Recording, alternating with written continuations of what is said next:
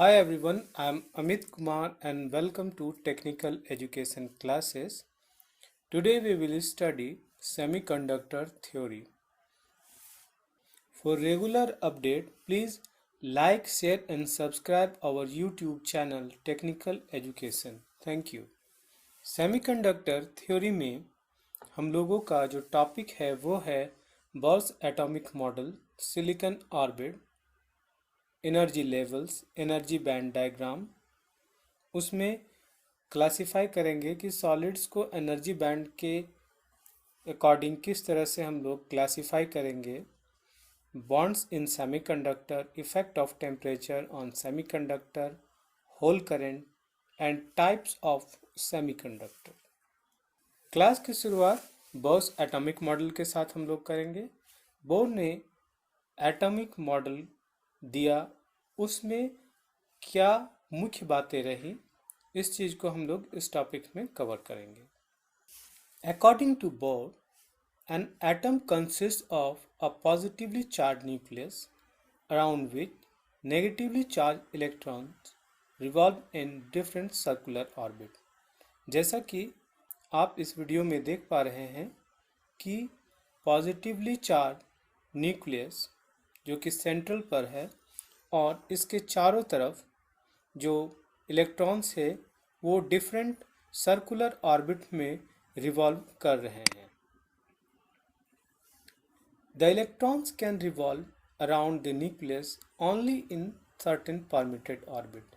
ये permitted orbit में ही revolve करते हैं, जहाँ तहाँ ये नहीं घूमते हैं।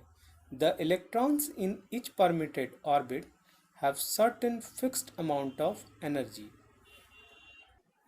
If an electron is given additional energy like heat, light, etc., it is lifted to higher orbit। जैसे कि आप इस पिक्चर में देख रहे हैं कि इलेक्ट्रॉन्स रिवॉल्व कर रहा है परमिटेड ऑर्बिट में, ठीक है। अब उसको बाहर से कहीं से एडिशनल एनर्जी मिल जाती है, जैसे कि हीट, लाइट या any other form of energy, ठीक है। इससे क्या होगा कि उसकी एनर्जी हाई हो जाएगी और वो लिफ्ट कर जाएगा हायर ऑर्बिट में, ठीक है। The atom is said to be in a state of excitation. इसे कहते हैं एक्साइटेशन स्टेट, ठीक है। This state does not last long because the electron can soon fall back to original lower orbit. ये जो परिस्थिति है, ये जो कंडीशन है कि उसे लाइट मिला, हीट मिला, जो भी एक्सटर्नल एनर्जी मिला, उसके बाद वो हायर ऑर्बिट में चला जाता है, लेकिन ये काफ़ी देर तक नहीं रह सकता है। ये एनर्जी जैसे ही ये लॉस्ट करेगा, ये बैक हो जाएगा अपने ओरिजिनल लोअर ऑर्बिट में, ठीक है। It gives back the energy in form of heat, light और other radiation.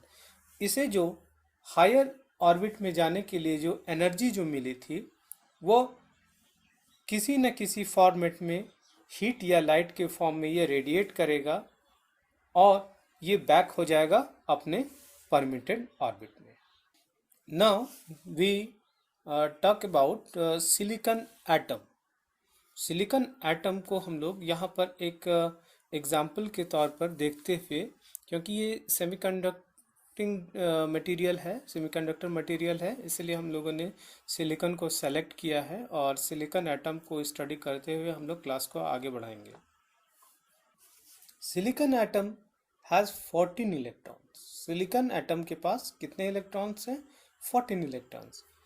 2 electrons revolve in first orbit, 8 in second and 4 in third orbit, जैसा कि आप इस वीडियो में देख पा रहे हैं।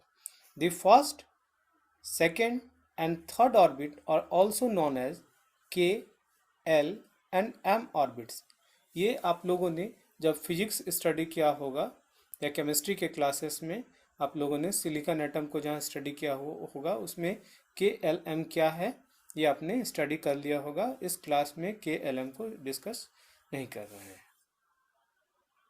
सो We study here silicon orbits. These electrons can revolve only in permitted orbits. जैसा कि बार बार कह रहे हैं कि ये permitted orbit में ही revolve करेगा, R1, R2, R3 and not in arbitrary orbit. ये जहाँ तहाँ मूव नहीं करेगा। इसके लिए परमिटेड ऑर्बिट्स जो हैं वो उसी में रिवॉल्व करेंगे। Each orbit has fixed amount of energy. Each orbit has fixed amount of energy associated with it by application right amount of energy.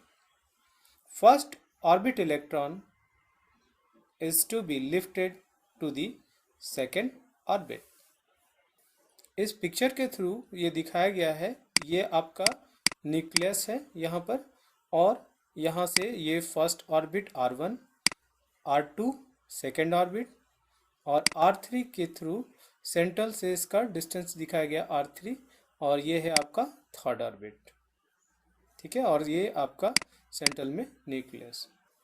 When the electrons jumps from second orbit to first orbit will give back the acquired energy in the form of electromagnetic radiation.